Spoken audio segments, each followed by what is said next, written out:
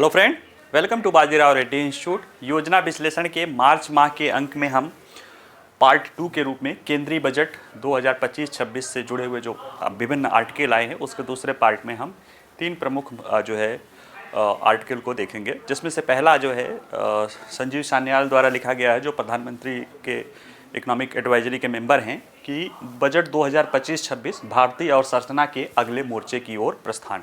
यानी कैसे ये बताए हैं कि 2014 से लेकर 2024 के बीच कई सारे अवसंरचना के क्षेत्र में विकास कार्य किए गए हैं और 2025-26 का बजट किस तरह से भविष्य के लिए जो है अवसंरचना, जो कि 2047 तक 30 ट्रिलियन डॉलर की इकोनॉमी, यानी जो आज अमेरिकन इकोनॉमी की जो जीडीपी है उसके बराबर बनने की जो क्षमता है, उसके लिए क्या करना है उसमें बताए हैं। और इन्होंने बेसिकली फोकस इसमें किया है समुद्री अवसंरचना या पोत निर्माण पे। तो जहाज निर्माण या समुद्री अवसंरचना पर इस आर्टिकल में पहले वाले में डिटेल में लिखा हुआ है।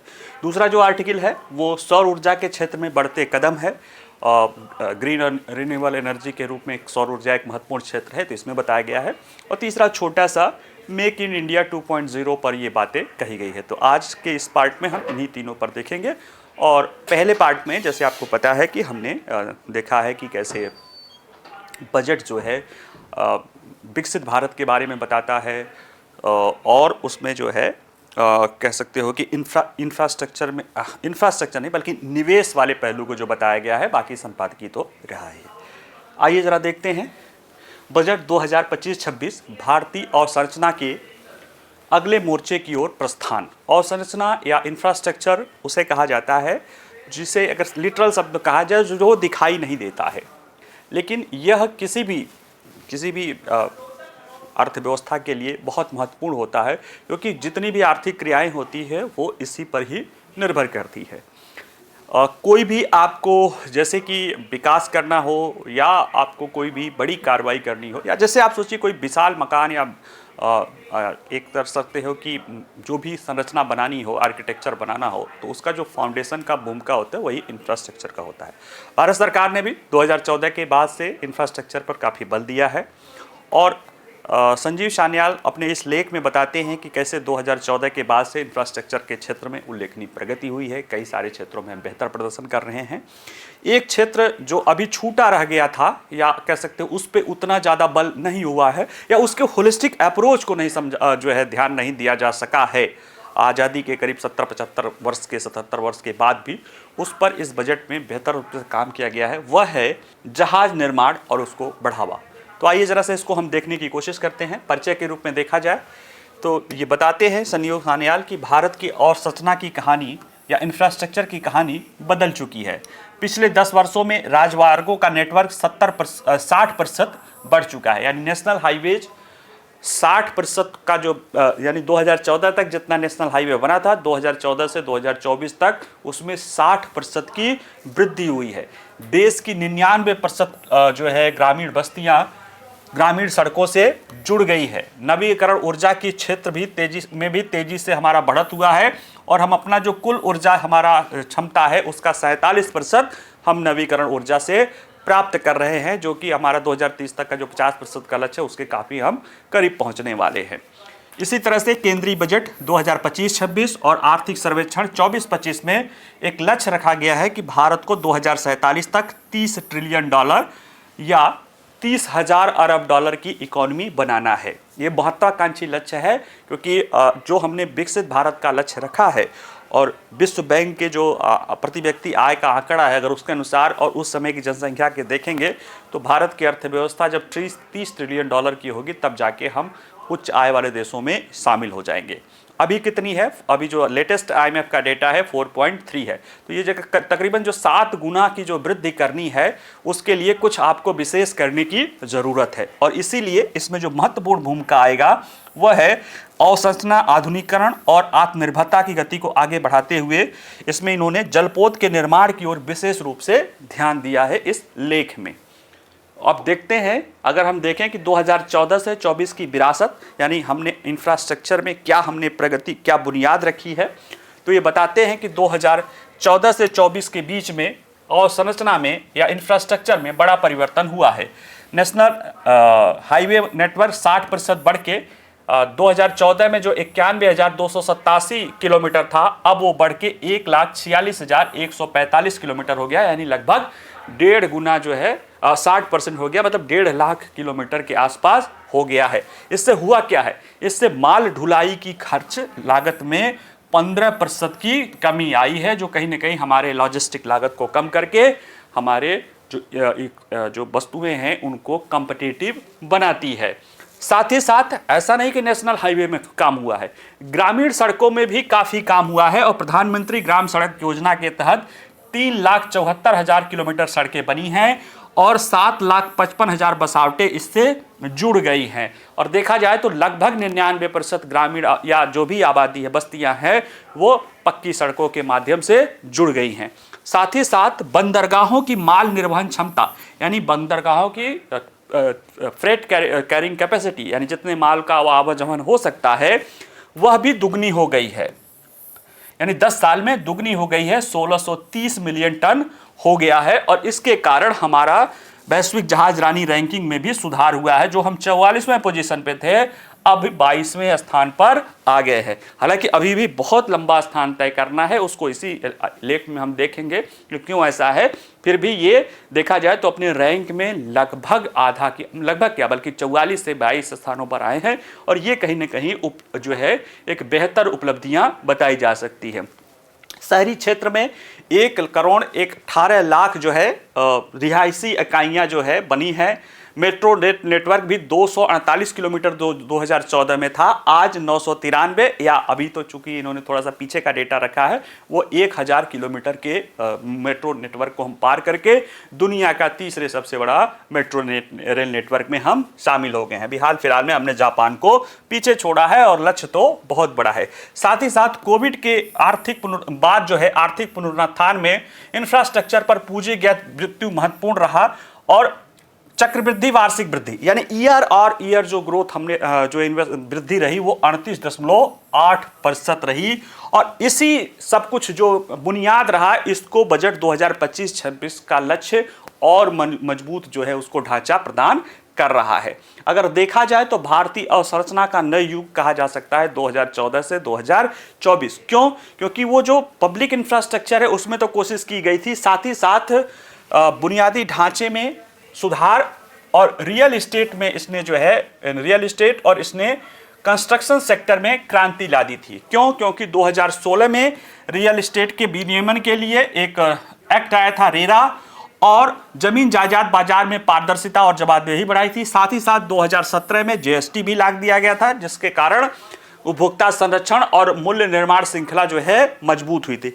इन सब के प्रभाव से राज्यों में विनियमन प्राधिकरण आदि करने से जो कहीं न कहीं संस्थागत निवेश बढ़ा है, किसमें? कंस्ट्रक्शन सेक्टर में, बुनियादी ढांचे में, और उपभोक्ताओं का विश्वास भी मजबूत हुआ है। 2017 में देखिए क्रियान्वयन से लॉजिस्टिक खर्च घटे हैं, आपूर्ति श्रृंखला में सुधार हुआ है, निर्माणाधीन संपत्तियां और किफायती आवास परियोजनाओं में तार्किक जीएसटी दरों से सरकार की जो सबके लिए घर की मांग है व्यवस्था है वो सरल हुआ है, और साथ ही साथ नोटबंदी और बेनामी सौदा कानून के निर्माण क्षेत्र को औपचारिक बनाया है और संपत्ति सौदों में पारदर्शिता लाई है। और इस तरह से भारतीय रियल एस्टेट बाजार तेजी से विकास के ठोस चरण की तरफ ये चल रहा है। तो ये रियल एस्टेट के क्षेत्र में भी किया गया है। बाकी अगर देखा जाए तो बजट 2025 में भारत की और संरचना के रास्ता या इंफ्रास्ट्रक्चर की जो जर्नी है उसके लिए एक महत्वपूर्ण पड़ाव के रूप में देखा जा सकता है। क्या क्या किया गया है? भारत में जलपोत निर्माण को, है ना, शिप जो बिल्डिंग है उसे, शिप बिल्डिंग जो है उसे इंफ्रास्ट्रक्चर का दर्जा दिया गया है, और इसे औद्योगिक विकास को बढ़ावा दिया जाएगा। कैसे दिया जाएगा? इस लेख में मेनली इन्होंने शिप बिल्डिंग पर ही और शिप बिल्डिंग इकोनॉमी पर ही फोकस है, तो वो देखेंगे। लेकिन बजट में क्या क्या है?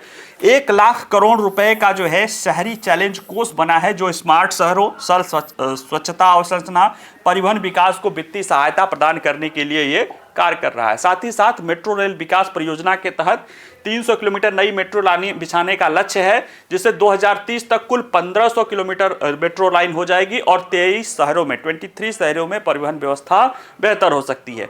पीएम आवास योजना शहरी 2.0 लाया गया है और इसके तहत 80 लाख किफायती रिहायशी निकायों को जो है निर्माण करने के लिए 2,20,000 करोड़ रुपए का आवंटन बजट में किया गया है। बजट में इन्होंने बताया है कि जहाज निर्माण को बेहतर रूप से बढ़ावा बेहतर रूप से ध्यान दिया गया है।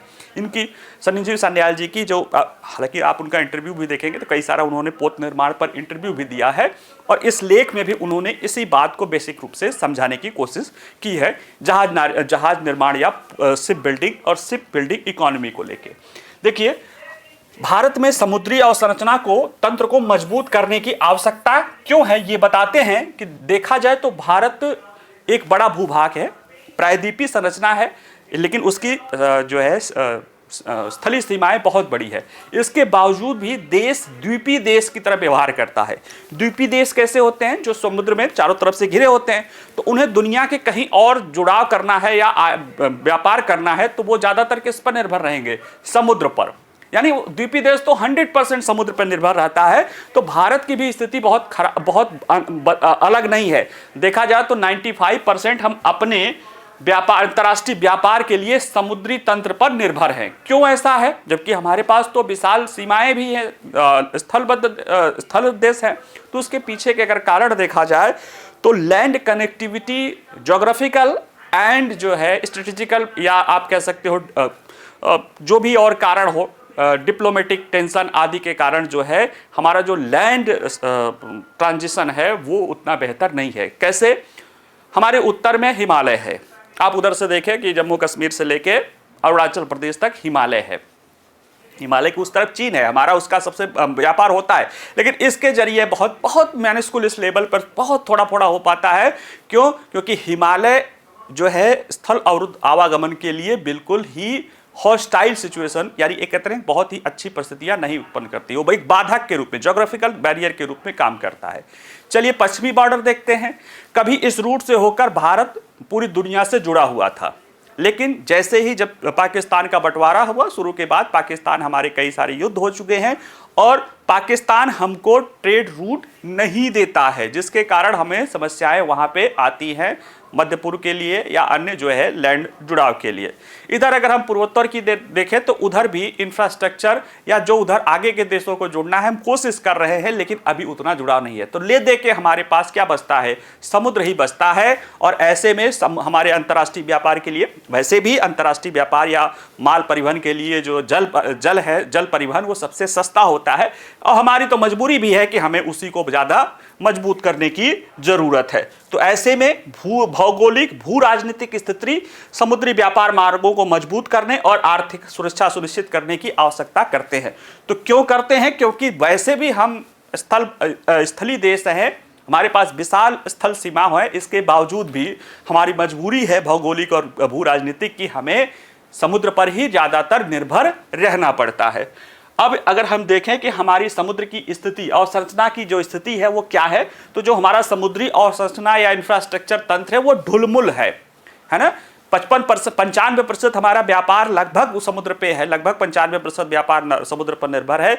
लेकिन अगर हम जो है ओशियन या सागर इंफ्रास्ट्रक्चर या मरीन इंफ्रास्ट्रक्चर की बात करा जाए तो हमारी स्थिति बहुत अच्छी नहीं है। जैसे देखा जाए, भारत दुनिया की तीसरी सबसे बड़ी अर्थव्यवस्था बनने की ओर बढ़ रहा है, ये लिख रहे हैं, लेकिन नौवहन क्षेत्र में हमारे अनेक गंभीर चुनौतियां मजबूत है। अब कैसे कहेंगे कैसे बढ़ रहा है? अभी हाल फिलहाल में जो IMF का डेटा है वो बता रहा है कि भारत चौथे स्थान पे है, 5वें पे है और बहुत जल्दी जापान को पीछे छोड़ देगा। 2025 में 27 तक वो जर्मनी को भी पीछे छोड़कर जो है तीसरे स्थान पर पहुंच जाएगा। तो इसमें कोई शक नहीं है। समस्या क्या है कि नौवहन क्षेत्र में हमारी क्या स्थिति है? तो देखिए, अभी तक हम समुद्री और अवसंरचना को देखते हैं जिस पे ध्यान दिया जाता रहा है, तो वो बंदरगाह या जो कहते हैं पोर्ट है उसके इंफ्रास्ट्रक्चर पर ही बल दिया जाता रहा है। यानी हमारा बंदरगाह लॉजिस्टिक तक ही हम अपने इंफ्रास्ट्रक्चर को, हमारे दिमाग में भी यही बना हुआ है। लेकिन वह इससे बड़ा भी, इससे बाहर भी बहुत कुछ होता है, जैसे कि शिप बिल्डिंग, जहाज निर्माण, उसका मालिकाना हक, उसका पंजीकरण, इन सारे पहलुओं में हम फिसड्डी हैं, यानी कि बस अड्डे तो हमारे पास हैं लेकिन बसें नहीं हैं। हमें बसों के लिए दूसरे पर निर्भर होना पड़ता है। और अभी देखेंगे कि हम हर साल अभी जो व्यापार करते हैं उसके लिए 75 से 80 अरब डॉलर 75 से 80 अरब डॉलर हम क्या दूसरे देशों को क्या देते हैं, आवागमन के लिए शुल्क देते हैं, जो जल्दी ही 100 अरब डॉलर पहुंच सकता है। और जो हमारा पूरा कैपेक्स खर्च है देखा जाए तो वो उस कैपेक्स खर्च का 80% तो हम किराया दे देते हैं। क्यों दे देते हैं? क्योंकि हम इन क्षेत्रों में जहाज निर्माण, स्वामित्व और पंजीकरण जैसे महत्वपूर्ण क्षेत्रों में पिछड़े हुए हैं। भारत के पास 1526 जहाज है जिसकी कुल क्षमता 1375 मिलियन टन है। इतना मिलियन टन वो ले आने में कर सकता है। उसमें से भी केवल हम 487 जहाज ही विदेशी व्यापार में लगाते हैं। वैश्विक जहाज का जो ओनरशिप है या स्वामित्व है उसमें भारत की कितनी हिस्सेदारी है? मात्र 1.2%। दुनिया में जितने जहाज हैं उसमें भारत के जहाज 1.2% है।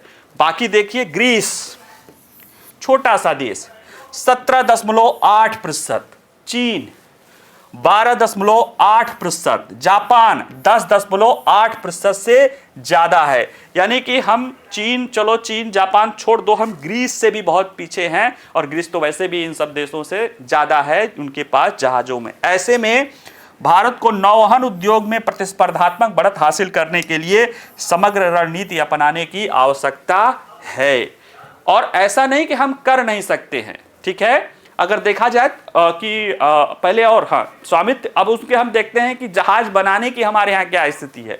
देखिए भारत में जहाज निर्माण की स्थिति और भी खराब है। हम जहाज के स्वामित्व में तो 1.2 है, जहाज के निर्माण में कितना है?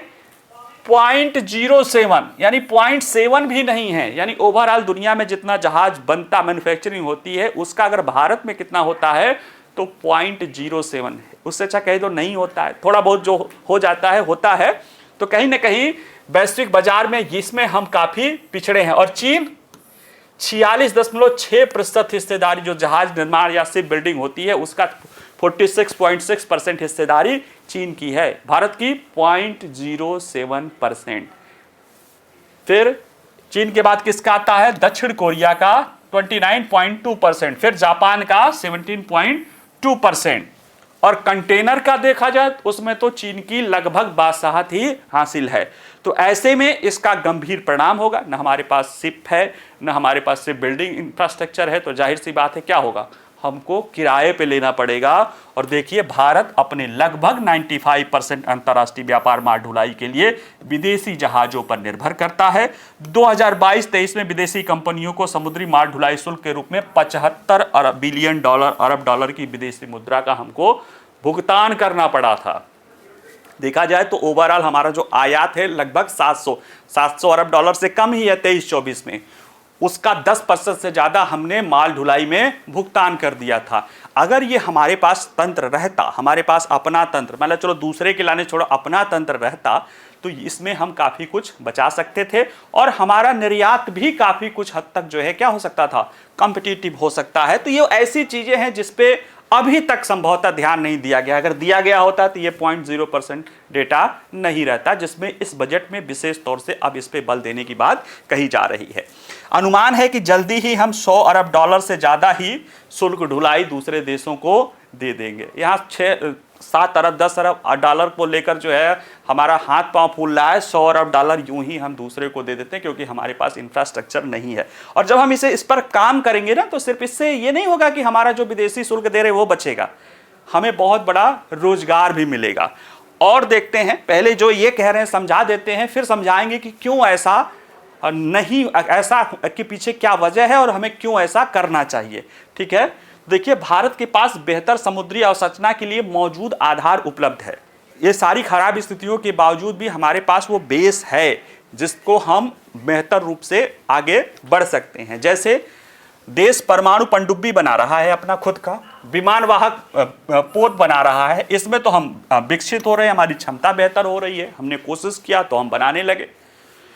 वैश्विक नौवहन कार्गो यानी जो शिपिंग इंडस्ट्री में जो लोग काम करते हैं उसमें भारत तीसरे स्थान पर है और 10 से 12% नाविक या जो सेलर्स हैं उनकी आपूर्ति भारत से होती है। यानी ऐसा नहीं कि शिप में हमारे पास नहीं है तो हम शिप पे काम करने वाले लोग, हमारे पास बहुत लोग हैं और अभी बहुत संभावना है, लेकिन हमारे पास शिप ही नहीं है तो वह दुनिया के अन्य देशों के शिप में ये काम करते हैं।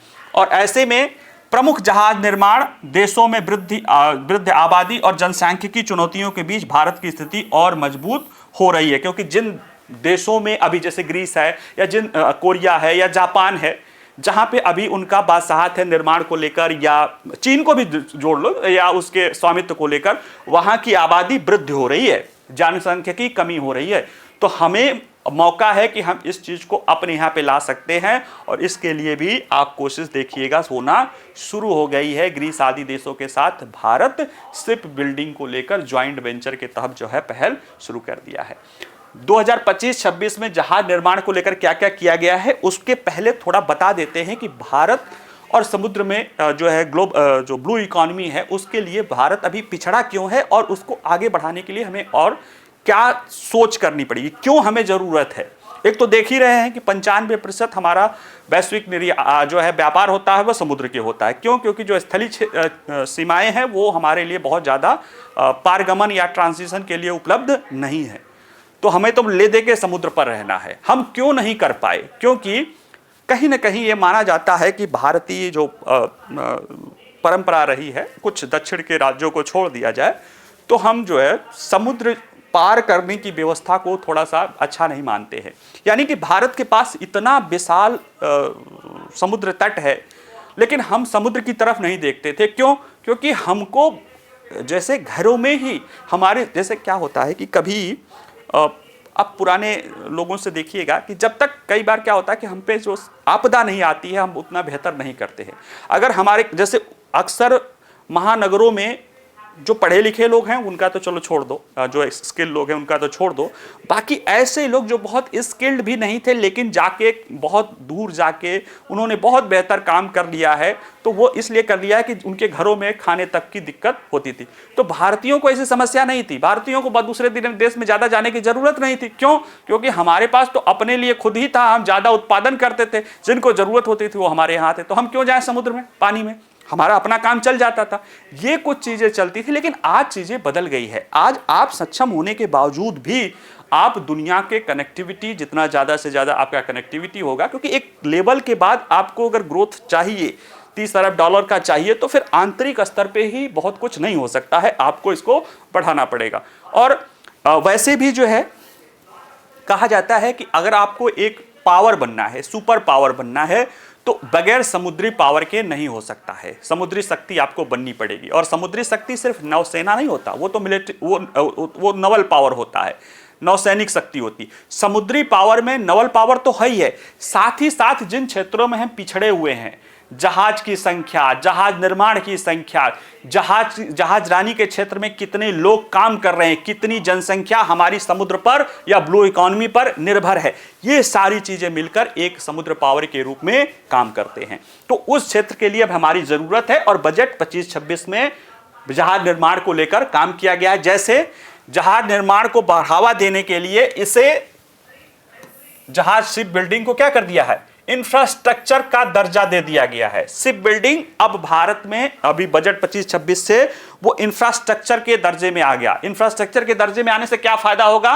पहले तो एक है कि इसके लिए 25,000 करोड़ रुपए के समुद्री विकास कोष की स्थापना की गई है, जिससे जहाज निर्माण क्लस्टर और अनुसंधान पहलों को वित्तीय सहायता मिलना शुरू हो जाएगा। और जो अभी भारत की वैश्विक जहाज निर्माण बाजार में केवल 0.06 या 0.07% हिस्सेदारी है, और वो 22वें स्थान पे है। सरकार 2030 तक शीर्ष 10 देशों में शामिल होने का महत्वाकांक्षी लक्ष्य इसने रखा है। कैसे होगा? देखा जाए तो भारत की जो जहाज नीति है वो केवल वित्तीय प्रोत्साहन, जैसे कि उसको 25,000 करोड़ की जो योजना है, और भी कई तरह से जैसे कि पेंशन फंड है आदि से उनको, क्योंकि जब वो इंफ्रास्ट्रक्चर क्षेत्र हो जाएगा तो उसमें पेंशन फंड है या जो और भी दीर्घकालीन फंड हमारे पास हैं, बीमा फंड है, उनसे उसमें निवेश हो सकता है, तो वो होगा। साथ ही साथ सिर्फ वित्तीय मदद ही नहीं है, और भी महत्व है, जैसे जहाजों के घटकों पर कस्टम ड्यूटी में छूट दिया जाएगा, शिप ब्रेकिंग क्रेडिट नोट जैसी पहले शुरू की जाएंगे। इससे क्या होगा कि हमारे लिए घरेलू रिसाइकलिंग को बढ़ावा मिलेगा और स्क्रैप मूल्य का 40% जो है प्रतिपूर्ति जो है प्रदान किया जाएगा। और साथ ही साथ ये रणनीतिक जहाज निर्माण उद्योग की तत्काल आवश्यकताओं को पूरा करने के साथ साथ दीर्घकालीन रोजगार लक्ष्यों को भी प्राप्त करेगा, जिसमें 2,10,000 प्रत्यक्ष और 14 लाख अप्रत्यक्ष रोजगार मिलने की संभावना है। और खास तौर से अगर देखा जाए तो 2030 तक गुजरात, केरल और तमिलनाडु में तटीय इलाकों में लगभग 50 लाख नई नौकरियों का सृजन किया जा सकता है ये शिप बिल्डिंग के क्षेत्र में। ये तो जो पहल की गई है, साथ साथ उसके लिए जो कानूनी आधार है जो है विधायी पहले भी करनी पड़ेगी ना, उसके लिए 4 विधेयक संसद में प्रस्तुत किए गए हैं शीतकालीन सत्र में। कौन कौन से हैं? तटीय नौवहन विधेयक 2024, ये तटीय व्यापार के लिए रेगुलेटरी ढांचा या नियामकीय ढांचा डेवलप कर रहा है और इससे पारदर्शिता बढ़ाने पर केंद्रित है। मर्चेंट शिपिंग विधेयक 2024, ये पोत स्वामित्व पात्रता का विस्तार करने के लिए ये वित्त पोषण विकल्प प्रदान करता है। समुद्री माल परिवहन विधेयक 2024, ये कानूनी जिम्मेदारियों को स्पष्ट करने और कर विवाद समाधान को सरल बनाने का काम करता है। और बिल ऑफ लैंडिंग विधेयक 2024, ये पुराने औपनिवेशिक कानूनों को हटाकर शिपिंग दस्तावेजों को आधुनिक बनाता है। तो ये दिखा रहा है, ये सारी बजट और इस चीजों को दिखा रहा है कि भारत सरकार ने पोत निर्माण और समुद्री पावर के तरफ अपना जो है या समुद्री इंफ्रास्ट्रक्चर के तरफ सिर्फ पोर्ट बिल्डिंग नहीं, पोर्ट तो चलो है ही है, हम पोर्ट के साथ साथ और जो ship building, ship ownership, container ownership जो है उस पर भी हम अपना फोकस बढ़ाने की कोशिश कर रहे हैं। और इससे क्या होगा, जो बहुत बड़े पैमाने पर हम दुनिया को अपना शुल्क चुकाते हैं अपने व्यापार के लिए, वो कम होगा, हमारे यहाँ रोजगार बढ़ेगा। और ये रोजगार सिर्फ ये नहीं है कि शिपिंग मरीन वाले में या जो है चालक दल का, मैन्युफैक्चरिंग से लेके कई सारे क्षेत्रों के प्रत्यक्ष और अप्रत्यक्ष प्रभाव दिखाई देने शुरू हो जाएंगे। तो वैसे में भारत के शिपिंग क्षेत्र में सुधार आर्थिक विकास और राष्ट्रीय सुरक्षा के लिए आवश्यक है। और 2025-26 के बजट में जहाज निर्माण को बुनियादी ढांचे का दर्जा देकर इसी तरफ कदम बढ़ा दिया गया है। इससे न केवल नौकरियां सृजित होंगी बल्कि भारत की समुद्री क्षमताओं को भी मजबूत करके वैश्विक व्यापार में जो हमारी उपलब्धि है वो बढ़ाया जाएगा, क्योंकि हमारा लक्ष्य ये 2030 तक कम से कम 2000 अरब डॉलर या 2 ट्रिलियन डॉलर तक का हम अपना व्यापार का लक्ष्य रख रहे हैं। और इसके तरफ हम बहुत तेजी से बढ़ भी रहे हैं। और जिनको लगता है कि ये नहीं हो सकता है, उनको ये पता होना चाहिए कि कई बार कई सारी चीज़ें मिलकर 1 और 1 11 जैसे चीज़ें होती बढ़ती जाती हैं, तो वो ग्रोथ बहुत तेजी से दिखाई देने लगता है, जैसा दिखा चीन में। लेकिन उसके पहले आपको इंफ्रास्ट्रक्चर पे बहुत काम करने की ज़रूरत पड़ती है और उस दिशा में शिपिंग सेक्टर के रूप में बजट में ये बात रखी गई है। अब इस पे जितना काम होगा उतना बेहतर परिणाम दिखेंगे। और इसको लेकर भारत स्पेन के साथ, ग्रीस के साथ, जापान के साथ, अन्य देशों, कोरिया आदि के साथ भी सहयोग करने की तरफ वो बढ़ रहा है। दूसरा जो हमारा लेख है वो एक पत्रकार हैं, पत्रकार क्या हैं बल्कि वो प्रोफेसर हैं जो है जमशेदपुर के एक जलराई में, उनके द्वारा जो है लिखा गया है कि सौर ऊर्जा क्षेत्र के बढ़ते कदम। इसमें देश का सौर ऊर्जा के क्षेत्र के लिए क्या क्या पहल की गई है उसको इसमें समझने की कोशिश की जाएगी। चलिए देखते हैं। परिचय के रूप में देखा जाए तो भारत में सौर ऊर्जा क्रांति तेजी से बढ़ रही है। क्यों बढ़ रही है? क्योंकि अक्टूबर 2024 तक यह विश्व में सौर ऊर्जा उत्पादन में चौथे स्थान पर पहुंच गया है। ये देखिए, सोलर एनर्जी रिवोल्यूशन तब होता है जब ग्रोथ 100%, 200% यानी बहुत ज़्यादा हो जाता है, तब कहा जाता है। ये वाकई में अगर देखा जाए तो पिछले 10 वर्षों में भारत के सौर ऊर्जा के क्षेत्र में क्रांति ही हुई है, क्योंकि क्षमता कितनी बड़ी है, 3500% यानी 35 गुना ज़्यादा, लगभग 3495 या 3500% यानी 35 गुना ज़्यादा वृद्धि हुई है। तो इससे आप बिल्कुल इसको सुपर रिवोल्यूशन ही कह सकते हैं। देखा जाए 2030 तक हमारा लक्ष्य है कि 300 गीगावाट मतलब 1000 मेगावाट, ठीक है, मेगावाट माने 1000 किलोवाट, तो 300 गीगावाट स्थापित क्षमता लक्ष्य रखा गया है, जिसके लिए जन जागरूकता भी बढ़ाने की बात है। देखिए, वैकल्पिक ऊर्जा स्रोतों में जल विद्युत, पवन ऊर्जा और सौर ऊर्जा को अपनाकर प्रदूषण नियंत्रण में मदद मिल सकती है। साथ ही साथ हम जो ग्रीन हाइड्रोजन पर भी शोध कर रहे हैं उसमें भी हमें कोशिश करनी जारी रखनी पड़ेगी। भारत की नवीकरणीय ऊर्जा क्षमता अगर देखा जाए कि हमारे पास रिन्यूएबल एनर्जी कैपेसिटी कितनी है, तो दिसंबर 2024 का जो डेटा है वो 232 गीगावाट है, ठीक है, जिसमें सौर ऊर्जा का योगदान 97.86 गीगावाट है। 2014 में कितना था? 2.8 गीगावाट, यानी मान लीजिए कि 3 गीगावाट, लगभग 3 गीगावाट था, अब ये बढ़ के हो गया है 100 गीगावाट। और ये बता रहा है 24 में 10 सालों में 34.95%, यानी कि 3495 या लगभग 3500% या 34-35 गुना वृद्धि हुई है। और यह बता रहा है कि भारत सौर ऊर्जा के क्षेत्र में वैश्विक नेतृत्व की ओर बढ़ रहा है। तो ये चीजें हैं। आइए और भी देखते हैं कि सौर ऊर्जा उत्पादन को बढ़ावा देने के लिए सरकार ने क्या क्या पहल की है। तो सबसे पहले जो दिखाई दे रही है जल्दी जल्दी, जो अभी पिछले साल ही हुआ था, प्रधानमंत्री सूर्य घर बिजली योजना। इसमें सरकार का एक जो प्लान है, जिससे सरकार ने बहुत सारी सौर ऊर्जा के लिए प्रयास किए हैं और उसमें कई सारी चुनौतियां भी आ रही हैं, उसमें आगे अगर आएगा तो देखेंगे।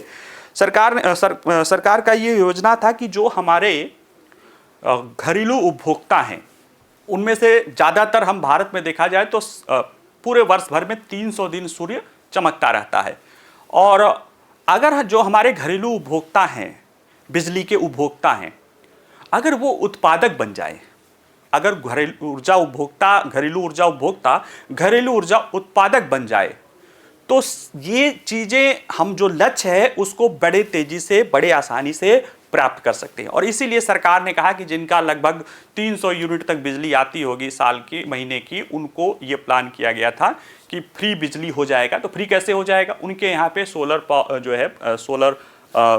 संयंत्र लगाया जाएगा, जिसके जरिए वो जो और ग्रिड कनेक्टेड सोलर जो है पैनल होगा, जिसके जरिए वह बिजली इस्तेमाल करेंगे और जो एक्स्ट्रा बिजली रहेगी वो ग्रिड को चली जाएगी। और इससे निश्चित रूप से वो अपने बिल को भी कम कर सकते हैं या जीरो भी कर सकते हैं। और अगर बिजली बचाई, कम इस्तेमाल किया, ज़्यादा बेचा, तो वो उनको कुछ आर्थिक लाभ भी मिल सकता है। इसके जरिए सरकार की योजना है कि 2027 तक जो है 1 करोड़ घरों को सौर ऊर्जा आच्छादित करना है। और इसके तहत सरकार, देखा जाए तो लगभग इसका प्लान है कि 40 गीगावाट तो इसी से ले लेगा। क्यों? क्योंकि अगर जो है 40 क्या बल्कि 30 गीगावाट से लेकर 40 गीगावाट तक का प्लान है कि इसके जरिए उत्पादन हो सकता है। और इससे घरों की छत पर सोलर पैनल लगाने के लिए 40 से लेकर 60% तक जो है अनुदान, 40% अनुदान दिया जाता है, बाकी ऋण आदि के रूप में दिया जाता है। तो ये इस तरह से है कि जो बिजली उपभोक्ता है वही बिजली उत्पादक बन जाए। दूसरा है कुसुम, किसान ऊर्जा सुरक्षा एवं उत्थान महाअभियान योजना। देखिए, हमारे यहाँ पे कृषि का देखा जाए तो धीरे धीरे कृषि जो मानसून का जुआ था वो धीरे धीरे सिंचाई की तरफ बढ़ रहा है। और सिंचाई में भी ज़्यादातर जो है जो भूमिगत जल से सिंचाई या पंप के सिंचाई का हो रहा है। और पंप की सिंचाई की खास बात यह है कि अब वो एनर्जी भी ज़्यादा लेता, तो वो या तो डीजल पे ले रहा है या तो ग्रिड से बिजली ले रहा है, जिसका विकल्प सरकार जो है सोलर पंप के जरिए, किसानों को सोलर पंप के जरिए इसकी पूरी जो कर रहा है कि डीजल से लेगा या ग्रिड से बिजली से लेगा। दोनों स्थिति में ग्रीन हाउस गैस उत्सर्जन बढ़ेगा, लेकिन अगर उसको सोलर पंप से बदल दिया जाए तो निश्चित रूप से सरकार को सस्ता, या बिल कर सकते हैं किसानों को मुफ्त में और ग्रीन जो है सिंचाई की व्यवस्था उसको उपलब्ध हो जाएगी। और इसमें दूसरा पार्ट में जो है कि वो अपने जैसे ऐसे कृषि खेत जो है जिनमें उत्पादन नहीं हो रहा है, वहाँ पे सोलर के प्लांट भी लगा सकते हैं, 500 किलोवाट से लेके 5 मेगावाट तक के। ठीक है। उत्पादन से जुड़ी प्रोत्साहन योजना। सोलर पैनल की सबसे बड़ी समस्या क्या आ रही है, जो सोलर ऊर्जा लगाने में आ रही थी, क्योंकि वो ज़्यादातर माल जो है उसके लिए जो कच्चा या इनपुट होता है सोलर पैनल या इस तरह से चीज़ें, वो चीन से आ रहा था। तो उसको यहाँ पे उत्पादित करने के लिए सरकार ने PLI या प्रोत्साहन जो है प्रोडक्ट लिंक स्कीम भी शुरू किया है, जिससे हमारा जो है जो चीन पे निर्भरता है वो कम हो, और बाकी ये रोजगार और जो आगे जनरेट करेगा वो तो करेगा ही करेगा। संस्थागत स्तर पर सौर ऊर्जा के उपयोग को बढ़ावा देने की भी पहल की जा रही है। ठीक है।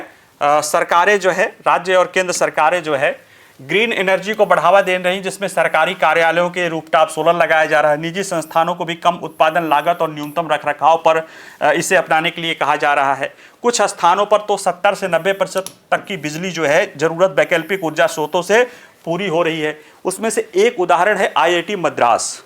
आईआईटी मद्रास, अब कोई ये मत कहिएगा सर चेन्नई, नाम है उसका आईआईटी मद्रास, तो मद्रास ही कहना पड़ेगा ना, उसका नाम बदलना पड़ेगा एक्ट में, तो आईआईटी मद्रास ही है। इसका जो रिसर्च पार्क यहाँ पे स्थापित है यहाँ पे 90% तक बिजली सौर ऊर्जा और पवन ऊर्जा से प्राप्त हो रही है। ये आईआईटी मद्रास में वहाँ पे एक बैटरी को लेकर भी जो है चल रहा है, क्योंकि नवीकरण ऊर्जा में एक जो सबसे बड़ी समस्या या चुनौती खासतौर से सोलर और जो है पवन दोनों के लिए, और खासतौर से सोलर की देखा जाए तो एक बहुत बड़ी समस्या आती है इंटरऑपरेबिलिटी की समस्या, यानी कि अंतरायिकता, कि हर समय लगातार बिजली सुलभ नहीं रहती है। क्यों नहीं रहती है? क्योंकि जब सूर्य चमकेगा तो बिजली मिलेगी, सूर्य कम चमकेगा तो कम बिजली मिलेगी, ज्यादा चमकेगा तो ज्यादा मिलेगी, नहीं चमकेगा तो नहीं मिलेगी। और ग्रिड से कनेक्शन वालों की यह समस्या होती है कि उन्हें लगातार बिजली की समस्या नहीं मिलती। लगने का क्षमता तो 100 मेगावाट है या 1 मेगावाट, या मान लो चलो 100 मेगावाट है, और वो उत्पादित ओवरऑल क्या कर रहा है 20-22 मेगावाट पे कर रहा है, क्योंकि इंटरआइकता की समस्या है। इसको दूर करने के लिए स्टोरेज फैसिलिटी, स्टोरेज कैसे होगा? ग्रेविटास बैटरीज और वो सब तो है, लेकिन जो केमिकल बैटरीज है जिसे कहते हैं कि हम लिथियम या अन्य आयन बैटरी के रूप में, उस पर भी सरकारें तेजी से काम कर रही हैं। तो देखिए, सौर ऊर्जा के निरंतर उपयोग और 24/7 बिजली आपूर्ति के लिए बैटरी भंडारण प्रणाली महत्वपूर्ण है। इस बजट में ग्रिड स्केल बैटरियों के विकास पर जोर दिया जा रहा है, जिससे बड़े पैमाने पर ऊर्जा संग्रहण संभव हो सकता है। अब तो पिछले साल ही सरकार ने यह नियम बना दिया है कि 100 मेगावाट की क्षमता से ऊपर के जो भी सोलर पावर प्लांट लगेंगे वो सब के सब स्टोरेज कैपेसिटी के रूप में लगेंगे, तभी उनको ग्रिड से जोड़ा जाएगा या तभी उनको अनुमति दी जाएगी। और आईआईटी मद्रास जिसकी भी बात कर रहे हैं, वहां के रिसर्च पार्क में इस क्षेत्र में अग्रणी भूमिका निभा रहा है, जहां बैटरियों की लागत कम करने पर शोध जारी है। आईआईटी मद्रास ने सोडियम बैटरी बना लिया है। चूंकि आईआईटी के एक प्रोफेसर जिन पर मैं अक्सर जिक्र करता हूं, मेजर जनरल राजीव नारायण जी, वहाँ पे रिसर्च फैकल्टी भी हैं, प्रोफेसर भी हैं, तो उन्होंने बहुत पहले ही ये बात बताई थी कि हमारे आईआईटीज बहुत रिसर्च कर रहे हैं। खासतौर से वो कह रहे हैं कि हमारी आईआईटीज यानी आईआईटी मद्रास तो इसमें बहुत रिसर्च कर रही है। कहें लिथियम तो पुराने जमाने की बात हो गई है, और यही बात अब धीरे धीरे हमें दिखाई भी देने लग रहा है। जैसे यहाँ की रिसर्च से देखा जाए आईआईटी मद्रास की, तो इसने जो 1 मेगावाट की स्टोरेज कैपेसिटी का एक कंटेनर, इसने जो है एक बैकअप कंटेनर है यहाँ पे, जिसे 4 घंटे तक बैकअप मिलता है, और इसे 3 गुना तक ये बढ़ाया जा सकता है। यानी 1 मेगावाट 4 घंटे तक तो 4 मेगावाट है, इसे बढ़ा के 12 मेगावाट तक कर सकता है। और विद्युत प्राधिकरण कह रहा है कि 2030 तक भारत 34 गीगावाट जो है स्टोरेज कैपेसिटी प्राप्त कर लेगा, 34 गीगावाट। और इसमें अगर देखा जाए 4 घंटा भी बैकअप मिल गया तो 136 गीगावाट आवर जो है बिजली उत्पादन, मतलब हम संरक्षित कर सकते हैं, ये उसकी सप्लाई हो सकती है। और ऊर्जा एजेंसी के अनुसार इसे 140 से 200 गीगावाट आवर तक, यानी कि 35 से 50 गीगावाट स्टोरेज कैपेसिटी तक इसको बढ़ाया जा सकता है। और यह देखा जाए तो वैश्विक ऊर्जा परिवर्तन का एक महत्वपूर्ण घटक है, क्योंकि दुनिया में ये जो लक्ष्य रखा गया है सबसे ज्यादा है। घरेलू स्तर पर भी सौर ऊर्जा भंडारण की कोशिश की जा रही है। हमारे यहाँ पे जो सौर ऊर्जा है, इन्वर्टर है, इन्वर्टर में तो बैटरियां लगती है, सौर ऊर्जा के लिए भी जो इन्वर्टर बैटरियां है उस पर भी कोशिश की जा रही है। तो देखिए इससे क्या हो रहा है, जो अभी हम यूज करते हैं घरेलू स्तर पर पारंपरिक लेड एसिड बैटरी है, और सौर ऊर्जा में अब हम जो है उन्नत बैटरियां भी इस्तेमाल कर रहे हैं। और भारतीय सौर विद्युत प्रणाली और इन्वर्टर बाजार 2023 में 84.4 गीगावाट स्टोरेज कैपेसिटी का था। 2032 तक इसे 609 गीगावाट तक पहुंचाने की संभावना है, जिससे सौर ऊर्जा क्षेत्र में तेजी से विकास को ये सब लाभ मिलना शुरू हो जाएगा। तो ये सारी चीजें चल रही है। देश में पीवी सोलर सेल उत्पादन पर भी बढ़ने की बात चल रही है। सरकार इसके लिए पीएलआई स्कीम लाई है, और देखा जाए तो ये आत्मनिर्भर भारत के पहल का एक हिस्सा है। अभी कुछ दिन पहले जर्मनी की एक वित्त राज्य मंत्री हैं जो थी, उनका इंटरव्यू था रायसीना डायलॉग में, तो उनसे पूछा गया कि चीन पे निर्भरता को, तो कहें कि हम ग्रीन एनर्जी ट्रांजिशन के लिए जा रहे हैं, जिसमें सोलर पैनल के लिए हम लगभग 95% के लिए चीन पे निर्भर है। वो कह रही हैं कि हम इसको डाइवर्सिफाई कोशिश कर रहे हैं, और कोशिश भारत के साथ मिलकर उसके सप्लाई चेन को भारत में डेवलप करने की बात है, जो भारत के लिए भी उपयोग हो सकता है और जर्मनी आदि या यूरोपीय देश भी कर सकते हैं। तो ऐसे में इस तरह की बहुत सारे पहले हैं जिसका आपको कुछ समय बाद, भले अब लोग कहें, लेकिन कुछ समय बाद वो चीज़ें आपको दिखाई देने लगेगी कि आपके यहाँ पे जो सोलर क्षेत्र है वो और तेजी से डेवलप होना शुरू हो जाएगा। अक्षय ऊर्जा को बढ़ावा देने के लिए बजट में भी कई नीतिगत सुधार किए गए हैं, जैसे आयाती सौर सेलर और मॉड्यूल पर टैरिफ कम किया गया है। सरकारी परियोजनाओं के लिए देश में उत्पादित मॉड्यूल का उपयोग अनिवार्य बना दिया गया है। पीएलआई योजना का विस्तार कर सौर सेलर और मॉड्यूल के स्थानीय उत्पादन को प्रोत्साहित किया गया। ये सारी चीजें की गई हैं और बजट में 24,000 करोड़ रुपए का जो है इसके लिए लक्ष्य रखा है, जिसमें पीएलआई, जिसमें पहले चरण में 4500 करोड़ रुपए खर्च किया जाएगा, दूसरे चरण में 19,500 करोड़ किया जाएगा, जिसके लिए 65 गीगावाट सोलर फोटोवोल्टिक उत्पादन क्षमता भारत में डेवलप किया जाएगा। इससे क्या होगा, भारत की आयातित उपकरणों पर निर्भरता कम होगी और जो 2030 तक हम 300 गीगावाट का अपना लक्ष्य रखे हैं रिन्यूएबल एनर्जी से, उसमें भी सौर ऊर्जा से, रिन्यूएबल छोड़िए, सौर ऊर्जा से जो लक्ष्य रखे हैं उसको प्राप्त करने की दिशा में हम आगे बढ़ सकते हैं। अब सोचिए कितना महत्वाकांक्षी लक्ष्य है कि अभी ओवरऑल अगर हम देखेंगे तो हमारा ओवरऑल जो विद्युत उत्पादन क्षमता है वो लगभग 500 गीगावाट के आसपास है। 2030 तक इसे 1000 गीगावाट बनाना है, जिसमें से 500 गीगावाट रिन्यूएबल एनर्जी से रहेगा और उसमें से 300 गीगावाट सोलर से रहेगा। अभी 100 गीगावाट के आसपास है, तो 200 गीगावाट हम अगले 5 से 6 साल में करेंगे। तो कितना क्रांतिकारी ये पहल होने वाली है। ठीक है, चलिए आज के लिए इतना ही, इस पार्ट में इतना ही, बाकी जैसे अगला पार्ट होता रहेगा। इस बार चूंकि योजना में ढेर सारे आर्टिकल हैं और बहुत महत्वपूर्ण है आपके प्री के लिए भी, मेंस के लिए, तो उसको हम उस तरह से पढ़ाते जाएंगे।